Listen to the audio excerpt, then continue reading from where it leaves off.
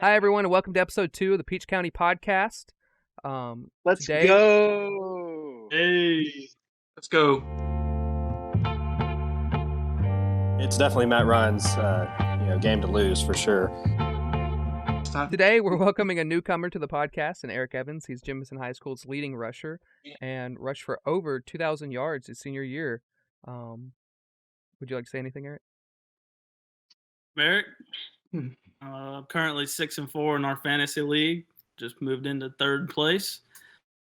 And yeah, that's about it. I hone the team Bangville, and it's a Varsity Blues reference for all my football fanatics. And then Kobe, you're going to lead us off with the trivia of the week. All right, so for our trivia of the week, there were 4 teams on bye last week. Those teams were the Bears, the Bengals, the Giants, and the Texans. Of those 4 teams, which team has not won coming off their bye since 2013? One coming off their bye. Yeah, they've been 0-7 since 2013. I want to say the Lions because they just never win, regardless. You have to pick one of the 4 teams. But I'm going to go with Bears. I'm also going to go with Bears. I'm going Bengals. I'm going to go Texans. I'm feeling Bears too. It was the Bears. November 4th, 2013, the Bears beat the Packers 27-20 with Josh McCown at QB. Let's go. I'm a Yeah. beast. That's a good question. Yeah, it was a great question. So obviously a lot of highs and lows from this past weekend of football. What were some of your guys' biggest surprises from this week? Aaron, we'll start off with you. I'm just gonna keep it simple. Honestly, just the fact that it felt like so many front runners just flopped this week, sort of, as you had the week opening off with the Ravens just falling flat on their face against the Dolphins, and then Tampa Bay completely just struggled all day against Washington of all teams, and then the week ends with the Rams laying just an egg against the 49ers, who haven't put together a consistent game in weeks now, it feels like. So really just truthfully the fact that all the front runners just fell apart almost this week. Brady, do you want to take us off? Yeah. Well, it's not much of a surprise, but Patrick Mahomes is back. He threw for 4 touchdowns this week against the Raiders. He absolutely went off. He looked good. The only real ball that looked like it should have been intercepted was really that pass to Darrell Williams. But I think it's safe to say, Patty's back, and he's coming for that Super Bowl.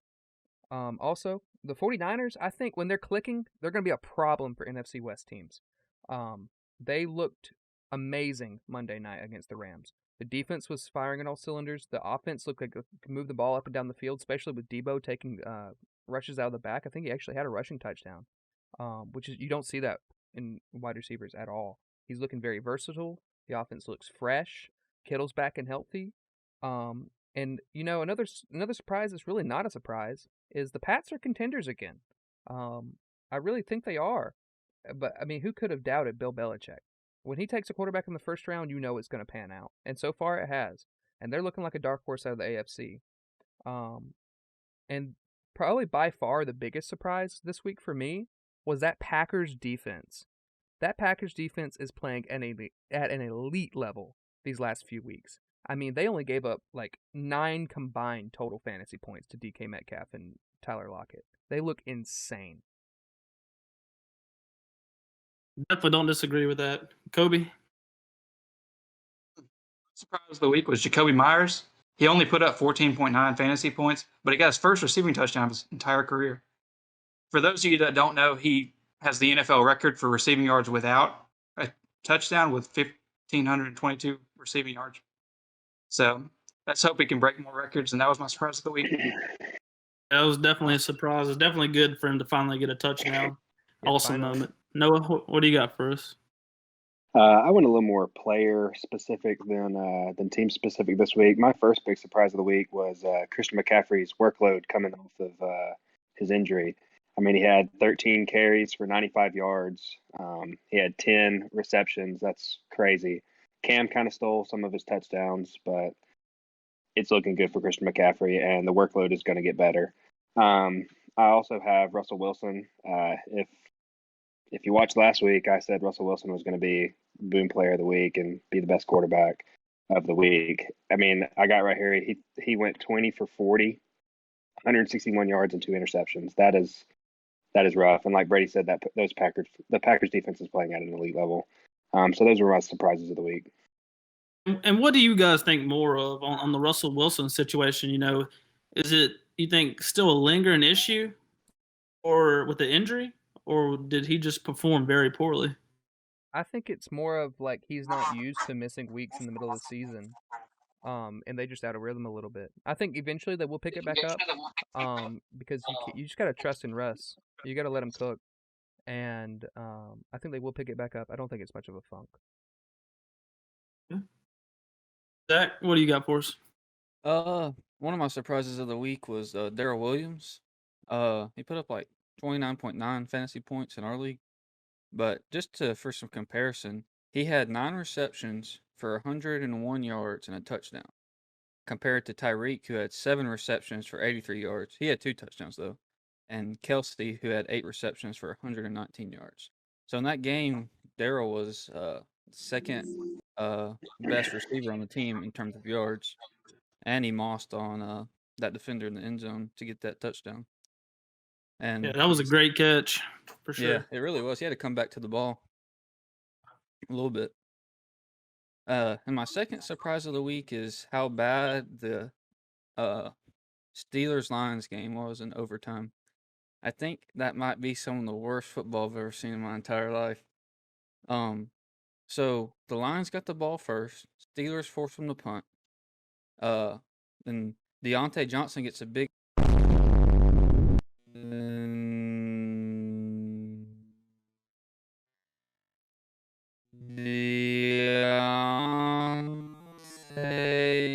Well, here's Clete Blakeman with his decision. After review of the play, the ruling in the field stands as called. It is a touchdown. Pass, and he gets a lot of yards. I don't know how much, but then he fumbles.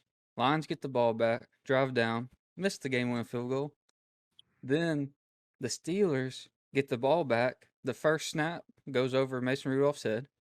They drive down to the field, 23 seconds left, right at on the TV, the field goal range. They were 1 yard out, and Pat Freiermuth fumbles, and that's the game. It's like no one wanted to win the game.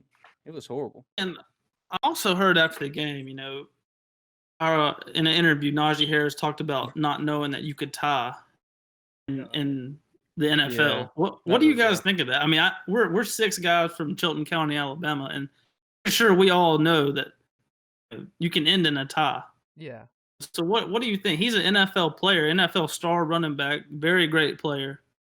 What do you guys think of him not knowing that? I think he just. I mean, I'll be honest. I'll be honest with you. I mean, I went through high school football probably not knowing half the rules. So I could see it. I think he might not have watched a lot of pro football potentially. Yeah. Because you can't tie in college, or maybe you can, or can you? I didn't think so. No, you can't. Because they went into 9 overtimes. Yeah. A few years Now ago. they've got it So, where yeah, it alternates 2-point conversions. yeah, I saw. I think it was one of those things where he said something without thinking about it. Really, I know in his mind he probably knew that, but during the interview, that was just what came to mind to kind of dismiss the question. I'm sure he knows that you can tie. Yeah, and Najee's just a funny dude. Like, if you watch the interview with him on Pat McAfee's show, he's just a funny dude. So he might have just honestly been joking. Yeah. But yeah, I think it's either he was joking or he just had a brain fart and forgot about it. I doubt that he legitimately did not know the NFL could tie. But I don't necessarily think it's something that you should read into. And then I'm definitely not knocking Najee. Like I said, he's a phenomenal player, great for fantasy. I think he's going to have a great career as long as he stays healthy. Well, me personally, my biggest surprise of the week was definitely the Rams and 49ers game. As we know, the Rams have pretty much sold their future. They're all in right now to win. You bring in Von Miller, you bring in Odell Beckham Jr. I have, and don't get me wrong, their roster's great. But is this more, for me, is the 49ers really good? or is the Rams slumping? Because I do believe the Rams are a good football team, but this isn't their first blowout. We got to remember a few weeks earlier, the Cardinals blew them out, you know, and they just weren't clicking the other night. So I think that was like one of my biggest surprises getting Odell. You know, I know losing Robert Woods is very tough because he's a great receiver, but you got Cooper Kupp, Odell, very reliable back, and Darrell Henderson. Something just seems off with that defense. You know, you got Jalen Ramsey, Aaron Donald, and you got other playmakers on there, Taylor Rapp. Something's just not clicking with that team. And I think that was the biggest surprise for them to get beat like that by the 49ers. So it leaves me wondering, you know, is 49ers a contender now? Can they turn their season around? Can they still get to the playoffs? What do you guys think? Yeah, and I think we all agree that getting blown out by the Cardinals offense is a lot different than getting blown out by the 49ers defense. So I wouldn't be worried about the Cardinals blowout, but definitely this 49ers one has caused some problems for the Rams. I think the 49ers are decent. I think they could be potential playoff team. They just got to stay consistent and healthy. That's their biggest issue the last 2 years. It's just been healthiness. Like, they have not been able to keep their players healthy at all. Like, that defense was an elite, maybe even all-time defense, and they just lost so many players to injury, and then they just couldn't keep it together with contracts. I think another thing is, excuse me, I'm sorry, Brady. I was just gonna say I don't know if they'll make the playoffs because the NFC is just such a tight race right now, and they're barely the third best team in their division. You know, I mean, I wouldn't put them above the Rams even after they beat them. I wouldn't put them above definitely the Cardinals and barely above the Seahawks right now. So I don't know if they'll be able to make playoffs. If not, they're going to be one of the best teams that didn't make the playoffs. Right. What do you think, Aaron?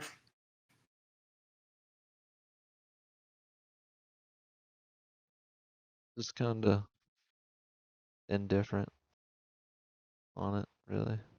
Okay. Well, I think one of the biggest things, too, is, you know, the 49ers defense. They lost Robert Saleh as their defensive coordinator. You know, he moved on to the Jets. And I'm not knocking Saleh. You know, year one, Jets, not the best organization, but I do think he's a phenomenal defensive coordinator. I think he did a great job for the 49ers. You know, their defense hasn't licked all year long. I think it does have to do with injuries, like you said, Brady.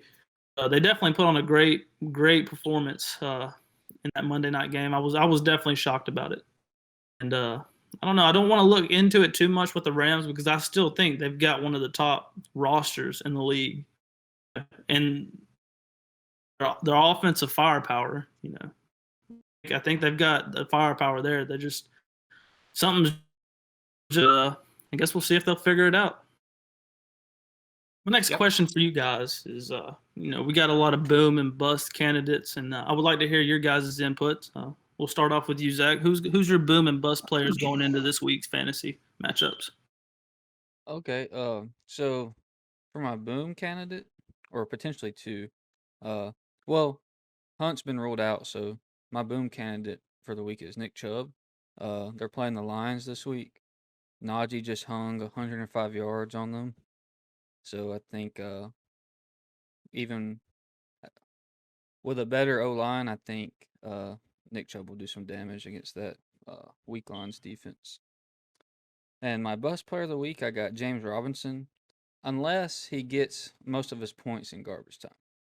Because the like we're talking about the 49ers, they're kind of clicking right now.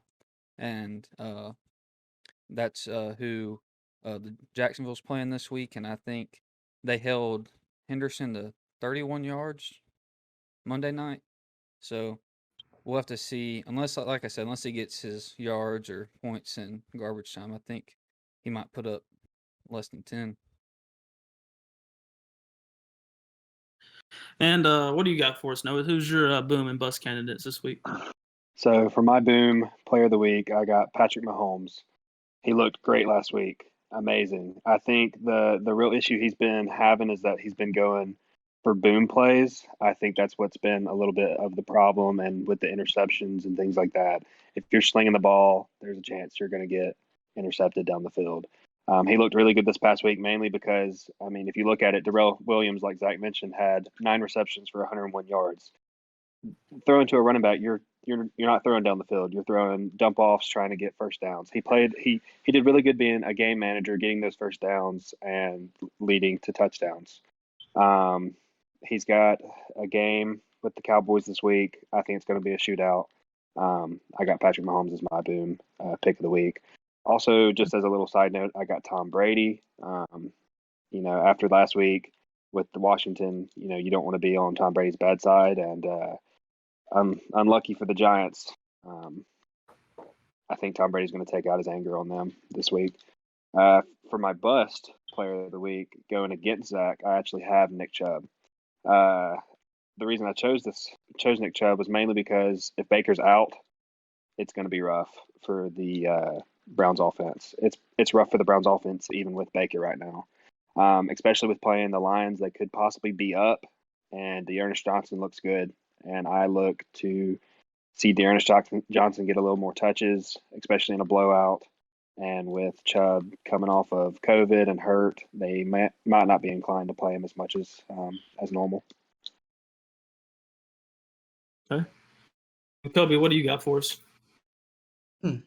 So for my boom, gonna be a player who actually did decent. He was RB18 last week, but I got James Conner, who commanded 60% of the rushing touches in Arizona last week, and that was without Kyler. And he also proved to be reliable in the passing game, catching 3 out of 4 targets. I am under the assumption right now that Kyler is going to be playing this week, and when Kyler's playing, that's the best offense in the entire NFL, and he has the most rushing touchdowns in the NFL. So I expect they'll be in the red zone more often. James Conner should get more touches. He was already a high-end RB2. He was RB18 last week, so I expect him to be RB1 this week, and he's definitely going to boom. For my bust, I have Darren Waller. The Bengals have allowed the 10th fewest fantasy points to tight ends. The Raiders have also been on a losing skid since the Henry Ruggs incident. They've lost the last 2 games. See that changing.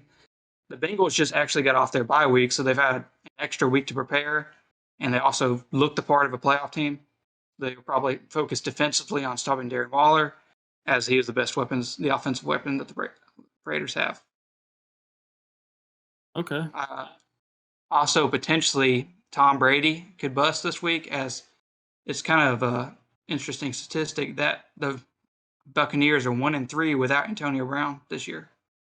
So without him, they're kind of having trouble winning games, staying on the field, staying in their offense. But we'll see how that goes. If Antonio Brown plays, though, Tom Brady's chances of winning definitely goes up. Interesting. Yeah, that's an interesting stat. How long has AB been out? Since when? They've been 1-3, so they lost. He's been on a 3-game stint, on injured. He was also out, I think, week 3, which was a week they won, but he got injured that week, and then he kind of battled through it, and then ended up actually getting injured. And right now, I think he just got out of a walking boot. He's kind of jogging around, not doing much out there, not really practicing. He's not up to speed, so we'll see how that goes. Okay. Brady, what do you got for us? Well, going into the my notes for tonight, on the rough draft, I actually had Patrick Mahomes as both a boom and a bust. But I ended up not going with him for either one of them. For my boom this week, I'm gonna pick Jalen Waddle because he's proven he's the wide receiver 1 on that team. And hopefully a healthy Tua will come back, and Tua loves to feed Waddle.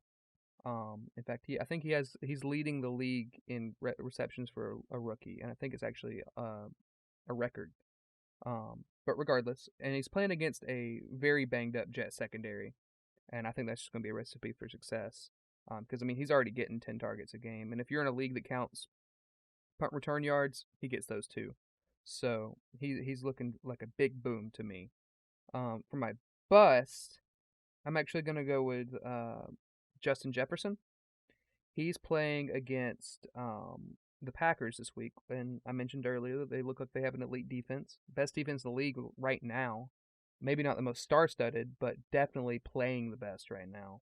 And like I said, they only surrendered a combined 9.9 fantasy points to DK and Lockett last week. And also, you can just never trust Kirk in big games. You can't go into a big game expecting Kirk to pull you out of it. Sadly, it's not on prime time, so Kirk might actually play good and make me, eat crow. But yeah, I think Justin Jefferson's gonna bust this week. And for the man, the myth himself, Aaron, you got for us? Well, I kind of did something a little different for booms and bust. I kind of just went with the positional group as a whole, but mostly like a main two. Specifically for the booms, I feel like this week both Seattle wide receivers are going to have a boom week. Because after this past week, they really struggled. Obviously, like season lows, I think, especially for Metcalf, and Lockett was right there too. Um, it was just the first week back really for Russ, kind of some kinks working him out and stuff. Probably a little bit of like the mental game was kind of against him and stuff, coming back from an injury mid-season and stuff, and playing in a hostile environment. But they're going back to Seattle this week. And I could just see with that game against the Cardinals being a high-scoring affair because the Cardinals' defense, especially the secondary, is not the best. It's beatable. So I could see Russ feeding both of them and then both having good days. And for the bust, I'm just going to go with Atlanta's backfield in general, especially if Cordell Patterson is out, which I think he's going to be a game time decision going into a short week. You can't trust anybody playing against Bill Belichick on a short week. That defense is going to be ready, and I feel like either option for Atlanta, I think it's Wayne Gallman or Mike Davis if Cordell's out. You're not going to get much out of them, I don't think, unless maybe garbage time. But I feel like it might be a little bit closer than that. So I'm not going to expect much out of the Atlanta backfield this week. Okay. And New England's defense has definitely ramped it up here. They're on a 4-game winning streak. Mac Jones playing elite alongside that defense. Me personally, my boom player for this week, I decided to go Nyheim Hines. He's getting a matchup against the Buffalo Bills. The Bills do have a very tough defense, which is why I don't think Jonathan Taylor will have a big week. And I do believe that, in order for the Colts to win this week, they're going to have to be able to throw the ball. So for you PPR players, I do think that Nyheim Hines, could have a very successful day. For my bust, I went with Elijah Mitchell. He got injured the other night. And also they're playing against a Jags defense who only allow 3.6 yards a carry, which is kind of low. And they've also given up the 5th fewest fantasy points to running backs this year. I thought that was interesting. And that is my boom and my bust player for this week. All right, we're going to move on to some topics here. Let's talk about. First thing that I want to ask you guys is, how did you guys get into football? Why did y'all start watching it? Tell me you guys' favorite player. Me personally, I got into it when I was 4. I started playing Little League ball. And my favorite player of all time is the Sheriff, Peyton Manning. He's the most dominant player at quarterback to play. I love the way he could do his audibles, his ball placement. I think he was an elite quarterback. He doesn't have the accolades as Tom Brady. I understand that. But again, Peyton Manning growing up for me, he was my hero. So I want to hear you guys, how did y'all get into football, when, and who's y'all's favorite player? Aaron, if you don't mind, lead us off. I kind of just started getting into football, I guess. Kind of watching Alabama, obviously. I went the rebellious route against my entire household full of Auburn fans, and I'm the only Alabama fan. So, I kind of just, gravitated towards Alabama football, and then naturally that, passion for watching Alabama drifted into, seeing Alabama players excel in the NFL and stuff. I still remember watching the very first Saban championship game. I remember watching that like on the couch back in middle school, I think, or maybe it was late elementary school. I don't remember exactly what year, but yeah, like 2009, 2010, somewhere in there. It's like 4th, 5th grade, somewhere in there. I remember watching that and pretty much all of them since. I guess in terms of favorite players, though, I just kind of gravitated, and it sounds kind of cliche, but I gravitated towards Aaron Rodgers because of the name, same name, Aaron and Aaron, that just kind of worked for me. And then he's a very talented quarterback and still is. Like you got Tom Brady with all the accolades, but like Aaron Rodgers has been there the whole time, pretty much, right next to him.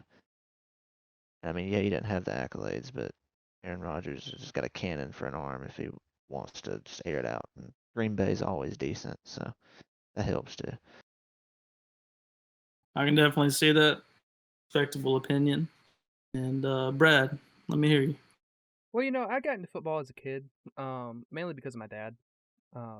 He would watch Alabama games all the time, and my earliest memory of football is 2008 Alabama season, watching John Parker Wilson sling the ball. Actually, my brother is named after John Parker Wilson. Not really, but his middle name is John Parker. So, anyway, yeah, I used to sit there and watch the games with my dad, and I just fell in love with it. I was screaming at the TV every time Alabama got a touchdown, stuff like that. And eventually it just led to me wanting to watch more football, and that brought me to the NFL. Sadly, there's not a team around us really besides, Atlanta. But yeah, that's kind of what got me into football. And as far as favorite players go, I could go the obvious route and say Tom Brady because he shares the name as me, shares the same name as me. And plus he's one of the greatest players of all time. That's too generic, and he wasn't my favorite player to watch. My favorite player to watch, and just favorite player of all time, has got to be LaShawn McCoy. The dude was just built different. I mean, his shiftiness, his quick feet, can't compare to anyone else besides maybe Barry Sanders. Definitely a Hall of Famer in my book. And there's just not a better running back in the history of the NFL than LaShawn McCoy in a snow game. That man would just beat the brakes off defenders. It was insane. So yeah, that's my favorite player. Yeah, no doubt. LeSean was definitely good. Definitely. His jukes. I always liked how he carried the football. He carried it like with one hand. One hand. Yeah. Didn't care. Like, why? Just didn't. It didn't care. lead to fumbles. That was actually a thing. Like in Buffalo, they tried to, when he got traded there, they tried to teach him to not run with the ball like that because they didn't want him to fumble it. But he kept doing it and never fumbled it. And that was his best running motion. And I guess it helped him be shiftier. Whatever he was doing, it worked. One of the greatest running backs of all time. So I wish he would have never left the Eagles. That was unfortunate. But me too. Blame Chip Kelly. All right, Kobe. How I got in football was kind of an interesting story. I really didn't care about football until high school. And Brady come up to me and said, "Hey, let's join the football team." So we started working out, joined the football team over the summer. Brady went for about 2 or 3 days and he quit. Yep. And I was like, all right, that's great. But looking back, I was never the best on the field, and I wasn't some kind of high school star.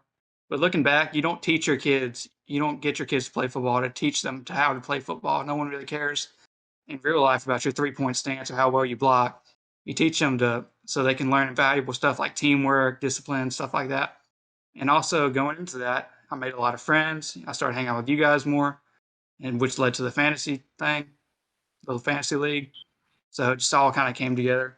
And ever since then, I've cared about the NFL. I love college, and I just like watching football. My favorite player would have to be Rex Grossman for the old Chicago Bears. That man was a gunslinger. I'm talking about he wouldn't just throw it past the end zone. He'd throw it past the goalpost, into the bleachers, hit that kid that's sitting there with his popcorn with a fastball right there, right between his eyes. That guy came here to throw the ball. So that's kind of always been interesting how I like to watch games. And he was definitely one of the best throwers, So that's it. Okay. And Noah, let's hear you. All right. Well, for me, growing up, football was always more about playing it than it was watching it. I mean, I grew up in Alabama. Alabama football is a thing, definitely in my household. But I've played football ever since I was 6. Also being I played lineman, so it wasn't as much. No one watches football to watch the lineman a lot. But I didn't really watch NFL when I was younger. I think the first ever NFL game I've ever watched other than a Super Bowl was our first fantasy season. And now that I've gotten older and I can't play football anymore, I've definitely settled into watching it a lot more than I used to. And I've always loved the atmosphere of football, and definitely like what Kobe said, it's more about the things it teaches you, because not everybody goes to play the NFL in the NFL. I'd say if I had to choose my favorite player, since I don't know a lot about the history of the NFL and a lot of older players, I'd say my favorite player today, like present, is Alvin Kamara. Um, I had him on my first fantasy team, and I just like how he plays. He's the pure running back. He can catch the ball. He can run the ball. He's shifty. I love how patient he is in the backfield. Last year, I don't know if it's a screen or not, but that big touchdown he had was awesome. I feel like I watch that thing at least like every other month. But yeah, that's kind of my story of football. Okay. All right, the bird. Let's hear you. So, I mean, like most of us, I started watching football probably around 2008, 2009 is when I really started paying attention to it. Just watching it with my dad, you know. Dad's an Alabama fan, mom's an Auburn fan, so that is how it is, you know. But I really wasn't into the NFL until Julio got drafted in 2011 because he was my favorite player at Alabama. And so when he got drafted, I stayed up and watched that draft just to see where he went. He went to the Falcons, and I said, well, today I'm now a Falcons fan. And ever since then, my life has been filled with disappointment.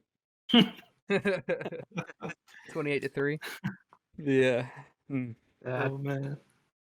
But I mean, rise up anyways, you know.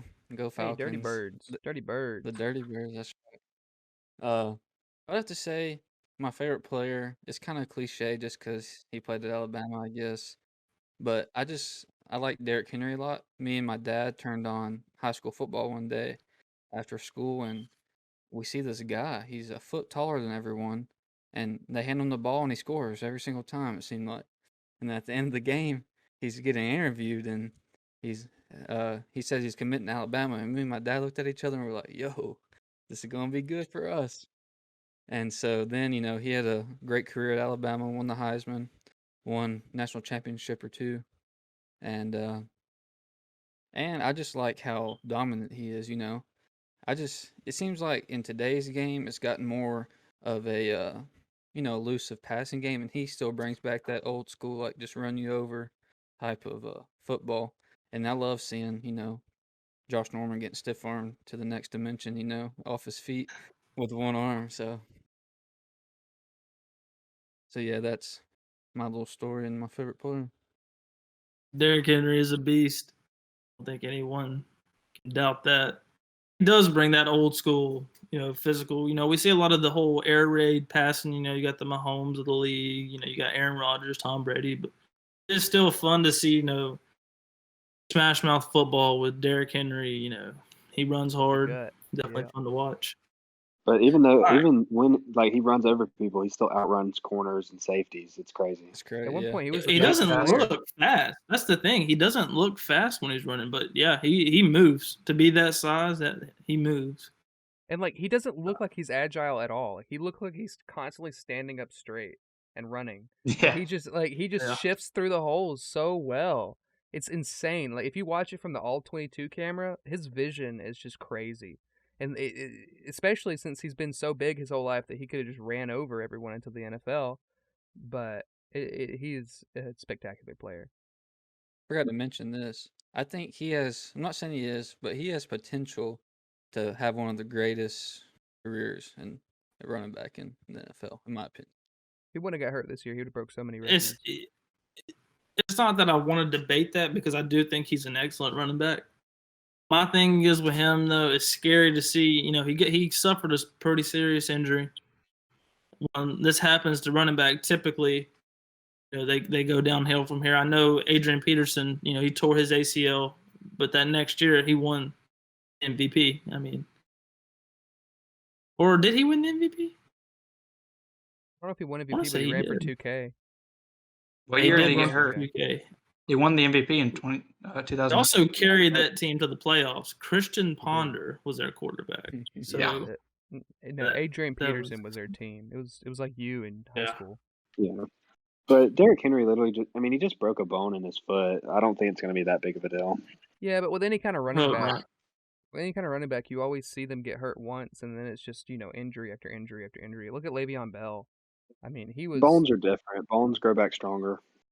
But we also got to We'll see. understand, this man is toting the ball, over 300 times a year, getting hit by 2-3 guys, every play. That's wear and tear on your body. Oh yeah. I'm curious to see how he's going to come back, and I do want to see him keep going because he is a great running back. He's one of my favorites to watch in the league right now. I'd definitely say he's the best running back of the last 10 years. Maybe not. No, not less than years because that was still the AP's I'd say last 2 years. But last 5 years. Yeah, definitely last couple of years. I think it's hard to say that because 10 years ago we still had Adrian Peterson season. That's what, yeah. And Frank Gore. Frank Gore was respectable, yeah. What was the Seahawks? You had the Matt Kittle man. Fortes, Marshawn Lynch. You had the Matt Fortes, the Arian Foster. Excuse me. Arian Foster had a breakout year. Oh my gosh. Eventually, his career derailed. His prime was He too played short. solid. Yeah, That man was I a agree. beast. I just wanted to bounce back to Derrick Henry for a second. I was thinking about it and I was making sure that I was correct on that. The weird thing about him was pretty much everybody wanted him to play linebacker instead of running back. And Alabama was the only team that was like, we'll give you a chance to play running back and see if you can give him a chance to play that position. Because everybody else was like, you look like a linebacker, you're going to play linebacker and you're going to like it.